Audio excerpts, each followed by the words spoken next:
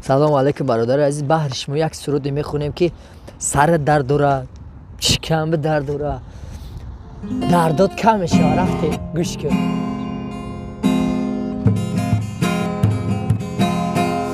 از تو یک ساعت جدایی خوش نمی آید مرا، خوش نمی آید مرا.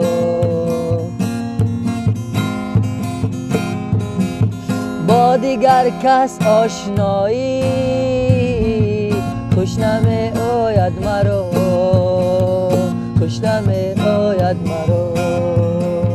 با دیگر کس آشنایی خوش نمی آید مرا،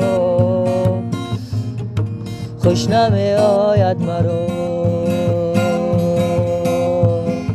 گفتم از رنجی آینه روی خشکیلت نما، گفتم از رنجی آینه خشکیلت نما. گفت هر دم، گفت هر دم خود نما، گفت هر دم خود نمایی خوش نمی آید مرا، خوش نمی آید مرا. گفت هر دم بعد سلطانی گدایی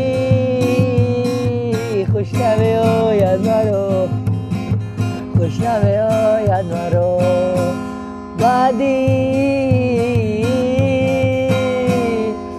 بعدی ای باید گوش کنی، دیگه باید گوش کنی خوش نمی، دیگه باید گوش کردنی خوش نمی آید مرا، خوش نمی آید. نه گفتگی اینجوری ریختگی هم کن دمی خنکی کن خیلی دوستان کن نه خیلی کن خیلی زیست.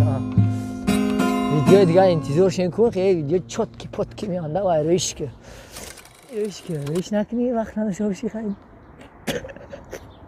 ای پای کور چجورا ای سرود موسیقی ای اینستاگرام فایده نیست. از تو میگردی من که تو باسک بلوگری نکه او تو باسک تماشا کنی تماشا مونه که توار بلا تخدر میخزی میدروی ویدیو تماشا کنی لایک میزنی یا کسی معقول نشی بلاکش که تو اگر بعض نفر هستن که همین مورا نغز نمیبینم بعد بخیل داره این دشمنی همه اینجا هست کارو چی همین بعدی میگه ایمون با فایده ختم میگم پاس که خیلی اوروی تو دکیسته اوروی من دکیسه من فهمیدی من اوروم ما کیسم خیلی مدرونم اوروم میرزه فهمیدی اتو احتیاط که کیسه تا کی اورود نرزه فهمیدی برات.